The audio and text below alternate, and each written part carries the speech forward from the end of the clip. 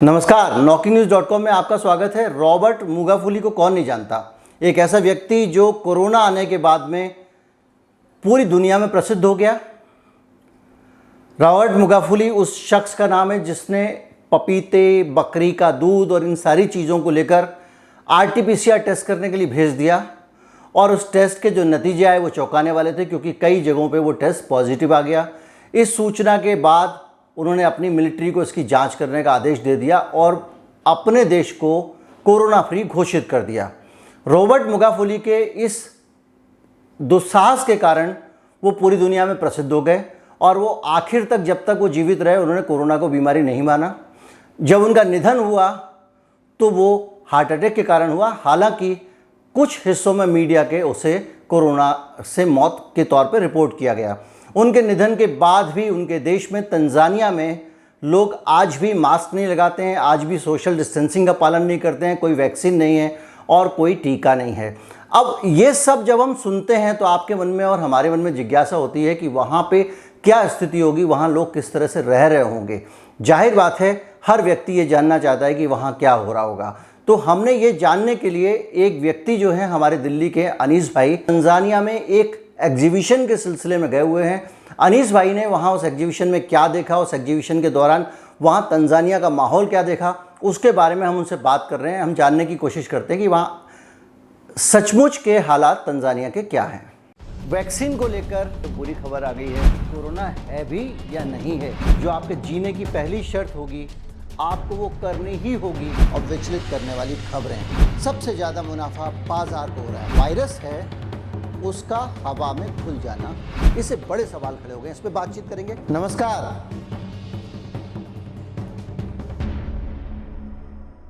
अनीस भाई, नौकी न्यूज़ पे आपका स्वागत है। बहुत बहुत शुक्रिया। क्या आप जब जैसे तंजानिया में हैं तो कैसा लग रहा है आपको? एक नई दुनिया में आ गए हैं, किन लोगों के बीच में आ गए हैं, क्या हालात हैं? हालात तो बढ़िया है यहाँ पर। तो यहाँ सब कुछ अच्छा है। और एक तो क्योंकि मास्क नहीं है यहाँ पे, तो फ्री महसूस हो रहा है। क्योंकि 1.5 साल से जो चल रहा है कि मास्क लगा लगे घूमने से मतलब जो था, और अब जो है यहाँ आके अब नहीं लगा रहे तो अच्छा लग रहा है। फील गुड लग रहा है। आपको ऐसा नहीं लग रहा कि एक अजीब जगह पे चले गए, अचानक पता नहीं कहाँ पे आ गए हैं, जहाँ मास्क वास्क कुछ नहीं है, सपना तो नहीं देख रहे हैं टाइप का कुछ?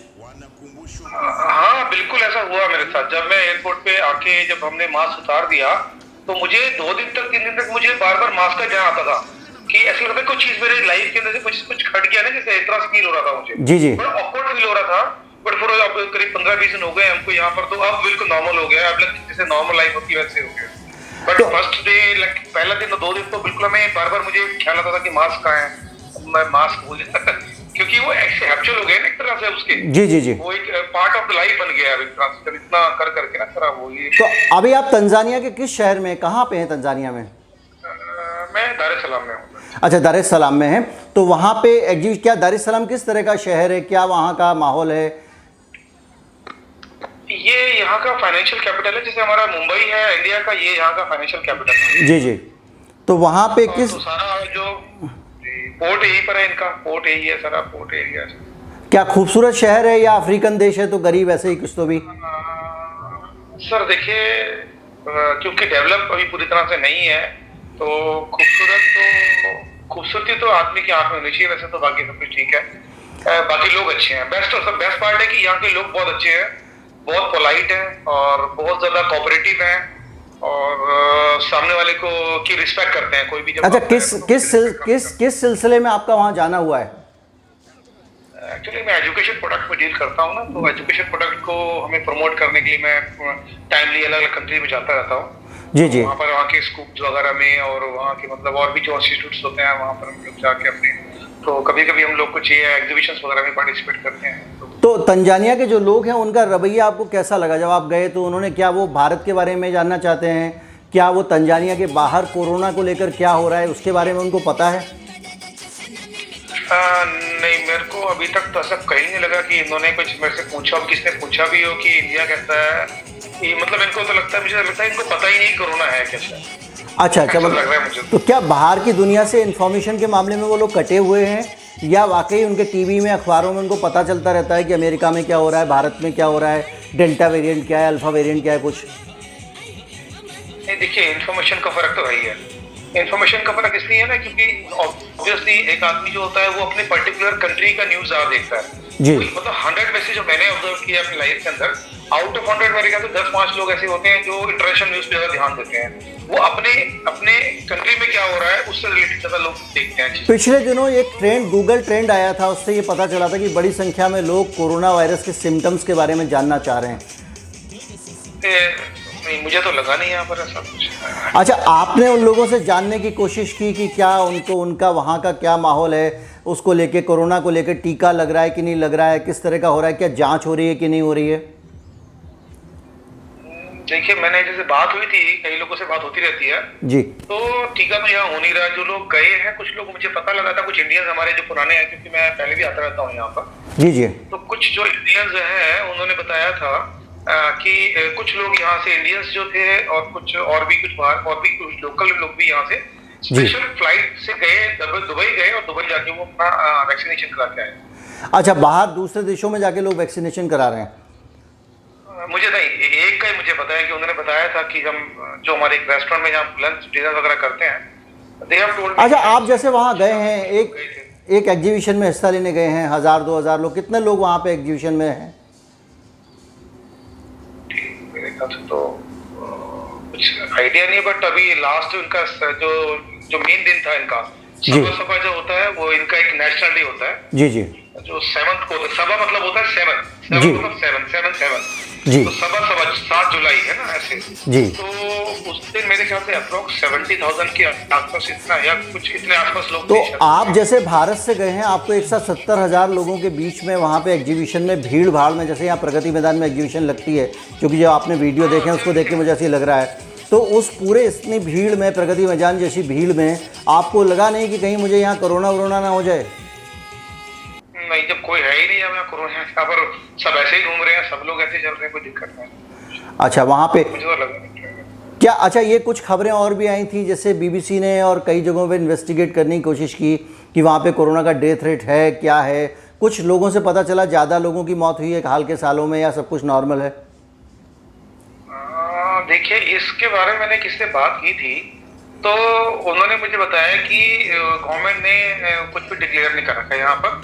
अच्छा, मतलब उन्होंने कोई, मतलब उसके ऊपर कोई भी इन्फॉर्मेशन गवर्नमेंट नहीं दे रही है, ये मुझे पता लगा। हाँ, वो लोग, जी जी, वो जो WHO का डाटा आता है, हर देश का एक चार्ट आता है, कोरोना वायरस का चार्ट, तंजानिया का नहीं आता है, वो देना बंद कर चुके हैं। और उनसे जब पूछा, फॉरेन मीडिया ने पूछा कि भाई आप क्यों नहीं दे रहे हैं, तो उन्होंने कहा कि ये डाटा जनता क्या करेगी इस डाटा का, ये डाटा जनता के मतलब का नहीं है, ये डाटा तो रिसर्च डाटा है, जिनको रिक्वायरमेंट है उनको हम ये डाटा दे रहे हैं, और उनके यहाँ से लंबे समय से 0 केस ही रिपोर्ट हो रहा है। नहीं, मुझे आज किसने बताया था कि ऐसे बात हो रही थी हमारी ऐसी इवनिंग में कि उन्होंने अभी कुछ डिक्लेयर किया है, मैं कहता 100 बताए हैं, 100 के करीब लोग हैं उनके कंट्री में जी जी। जो इन्फेक्टेड है, ऐसा कुछ मुझे सुनने को मिला किसी से। अच्छा, आप जैसे मान लीजिए आप तंजानिया में रहते हैं, आपको लग रहा है कि मुझे फीवर या सिम्टम्स आ रहे हैं, जो तंजानिया के नागरिक हैं उनकी बात कर रहा हूँ मैं, आप बाहर से गए हैं, और अगर उनको लगता है कि मैं टेस्ट कराऊँ कि कहीं मुझे कोरोना पॉजिटिव तो नहीं है, तो वहाँ टेस्ट वेस्ट की कैसी सुविधा है? सर टेस्ट बहुत महंगा है, टेस्ट जो है वो $125 से ऊपर पड़ता है। अब वो $125 का टेस्ट है और वो भी सिर्फ गवर्नमेंट हॉस्पिटल में ही है यहाँ पे। ओके। मतलब उसके लिए मतलब प्राइवेट कोई मतलब है नहीं मेरे ख्याल से, सारे गवर्नमेंट के ही हैं, जहाँ पर जो भी 5-7 मैंने कल सर्च किया था तो बस वहीं पर ही हो सकता है, और उसके लिए एडवांस में पेमेंट जमा होती है और उसके बाद टाइमिंग लेना पड़ता है, फिर जाके करा सकते हो टेस्ट। अच्छा, इसके अलावा अच्छा, भारत में और तंजानिया में बाकी सिमिलरिटी क्या है, किस तरह की समानता है वहाँ पे? भीड़ भाड़ कैसी रहती है? आबादी कम है तो क्या उतनी भारत की तरह भीड़ भाड़ रहती है? नहीं, क्राउड तो बहुत है यहाँ, बहुत क्राउड ही, पूरा क्राउड ही क्राउड है सब कुछ। मतलब एक अभी तो एक बहुत ज्यादा ये पिछड़ी, मतलब काफी पीछे बैकवर्ड है ये, जी जी, काफी पीछे है, तो इंफ्रास्ट्रक्चर नहीं है, बहुत ज्यादा इंफ्रास्ट्रक्चर नहीं है इनके पास। बट ऑल्दो फिर भी लोगों का बहुत अच्छे लोग हैं, बहुत मिलनसार लोग हैं, कोऑपरेटिव हैं, ये चीज अच्छी है इनके अंदर। और सबसे बड़ी बात यह है कि यहाँ पर नेचुरल फूड पे ज्यादा रहते हैं, नेचुरल फूड ज्यादा यूज करते हैं। अच्छा अच्छा। अभी जैसे यहाँ पर जो है वो जितने भी सिट्रस फ्रूट्स के जो होते हैं ना, संतरा, मौसमी, हाँ। बहुत बड़ा इनका, बहुत ज्यादा इनकी यहाँ पर मतलब पैदावार है। अच्छा अच्छा। और नॉर्मली आप कभी भी आप ब्रेकफास्ट में बैठेंगे होटल में या बाहर भी जाएंगे आपको, तो आपको मौसमी आप वहाँ पर लोग खाते रहते हैं। मतलब ये लोग यूजिंग ओनली ये सिट्रस फूड वगैरह बहुत ज्यादा कंज्यूम करते हैं, बहुत ज्यादा। अच्छा, नेचुरल फूड ज़्यादा लेते हैं। हाँ, नारियल पानी भी बहुत ज्यादा, क्योंकि अब जब से हम भी यहाँ पर हैं, दिन में 2 बार नारियल पानी पी लेते हैं। इंडिया में तो शायद हफ्ते में एक आधी। अच्छा, हम लोग इंडिया में जैसे बहुत ज़्यादा कार्बोहाइड्रेट्स खाते हैं, बहुत ज़्यादा हमारा रोटियां खाना है, आलू खाना है, ये सब वहाँ के फूड थोड़े फ़र्क हैं। नहीं नहीं, आलू वगैरह तो यहाँ भी लोग खाते हैं, आलू वगैरह खाते हैं, बट ये नेचुरल ज्यादा, मतलब कच्चा ज्यादा खाते हैं ना ये लोग, ज्यादा मतलब पका हुआ खाना नहीं खाते हैं। हाँ, वो नहीं, इनका खाना तो थोड़ा सा जो है वो रॉ फूड ज्यादा है, इनके खाने में रॉ फूड ज्यादा होता है। अच्छा, एक सवाल और भी है कि आपने तो वहाँ के बारे में पूछा नहीं, लेकिन उन्होंने यहाँ के बारे में आप बता रहे हैं उन्होंने भी नहीं पूछा, मतलब उनको इससे कोई फ़र्क ही नहीं पड़ता कि तंजानिया के बाहर क्या हो रहा है। आप जब एरोप्लेन में गए होंगे तो आप सब लोग मास्क लगाया होगा आपने, आप शील्ड लगा के गए होंगे। अचानक जब आप वहाँ पहुँचे होंगे, वहाँ आप उतरे होंगे एयरपोर्ट पे, तो आपको एकदम सब कुछ अलग दिखाई दिया होगा। तो क्या आपको किस तरह का शॉक लगा, कैसा फील हुआ वहाँ पे? देखिए, फील तो क्या, क्योंकि हम जब फर्स्ट ऑफ ऑल जब हम पहुंचे थे ज़ंज़ीबार। ज़ंज़ीबार जो है वो यहाँ का एक आइलैंड है जी, आइलैंड है जी। और वहाँ पर क्या है, वो सारे फॉरेनर्स आते हैं, वहाँ सारे यूरोपियंस वगैरह और सारे यूरोप से लोग आते हैं वहाँ पर जी। तो वहाँ पर यूरोपियन भी ऐसे ही घूम रहे थे वो सारे लोग सब, तो हम भी ऐसे ही वहाँ पर घूमने लगे वहाँ पर। तो वहाँ जाके मतलब तो लगा कोरोना के बारे में सब मामले में सभी लोग बाहर से जाके वहाँ तंजानियन हो जाते हैं। हाँ, वहाँ तो सब एयरपोर्ट पे मैंने कुछ पिक्चर्स ली है, मैंने वीडियो ली है एयरपोर्ट की भी। जी जी, मैं देखूंगा, मिल जाएगा तो भेज दूंगा। जी जी जी। तो वहाँ पर सारे यूरोपियंस थे, वो यूरोपियंस भी और भी काफी कंट्रीज के लोग थे, क्योंकि वो सर आइलैंड इतना, मतलब जैसे मॉरिशस वगैरह इस तरह से ज़ंज़ीबार एक बहुत अच्छा आइलैंड है। तो आप वहाँ पे, हाँ, ज़ंज़ीबार के बारे में मैंने सुना हुआ है और वो काफ़ी जो है फेमस है तंजानिया का। एक बार बताइए कि वहाँ के होटल्स को भी फिर सैनिटाइज वगैरह नहीं करते होंगे जैसे यहाँ पे करते हैं, तो आपको इनसिक्योरिटी नहीं लगी कि हम यहाँ पे रह रहे हैं, या सैनिटाइज भी नहीं किया हुआ है, कहीं सैनिटाइज़र भी नहीं है और सोशल डिस्टेंसिंग भी नहीं है, कहीं ऐसा ना हो कुछ इन्फेक्शन लग जाए?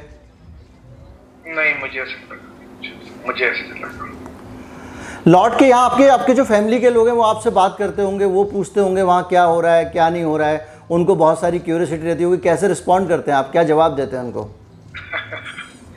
कुछ नहीं, उनको बता दिया उनको कि भाई ये यहाँ तो कुछ है ही नहीं, इस तरह का कुछ भी नहीं है, नथिंग लाइक दैट। तो अब कब आपका लौटना हो रहा है? 16th को मैं पहुँचूँगा। चलिए वापस आइए, हो सकता है फिर दोबारा और भी अनुभव साझा करें। आपने बहुत सारे वीडियो भेजे हैं, वो भी मैं इस बातचीत के साथ साथ लोगों को दिखाता रहूँगा। बहुत बहुत शुक्रिया। तो आपने देखा हमारे साथ अनीस अहमद साहब थे जो कि दिल्ली के रहने वाले हैं और एक प्रदर्शनी यानी एग्जीबिशन के सिलसिले में दार एस सलाम गए हुए हैं जो तंजानिया की बिजनेस कैपिटल है, और वहाँ पे वो मौजूद हैं। उन्होंने बताया कि तंजानिया के अंदर का हाल, देखिए तंजानिया के अंदर क्या हाल है कोरोना वायरस को लेकर, इसको लेकर बहुत सारी जानकारियाँ वहाँ से निकल के नहीं आ पा रही हैं, बहुत सारी इन्फॉर्मेशन वहाँ से बाहर नहीं आ पा रही है, क्योंकि वहाँ पे कोरोना वायरस को लेकर बहुत ज़्यादा ओपेसिटी है और पूरी दुनिया को वहाँ का हाल पता लग नहीं पा रहा है। ऐसे में हमारे पास में अगर एक व्यक्ति मिला जो वहाँ तंजानिया के अंदर में मौजूद है, वहाँ के लोगों से बात कर रहा है, तो जाहिर बात है उनकी मदद लेनी चाहिए थी। हमने अनीस अहमद साहब की मदद ली, उन्होंने बहुत सारी तस्वीरें वहाँ की हमको भेजी हैं, वहाँ का हाल क्या है, वहाँ लोग कैसा महसूस कर रहे हैं, और ये सारी चीज़ें जो हैं वो हमने आपके सामने पेश की। अनीस अहमद साहब से आपकी बात भी कराई। उम्मीद करते हैं वीडियो आपको अच्छा लगा होगा और ये आपको काफ़ी समझने में मदद करेगा कि तंजानिया का वो कैसा है, वहाँ का हाल कैसा है और वहाँ पे कोरोना वायरस को लेकर किस तरह की फीलिंग्स हैं लोगों के अंदर।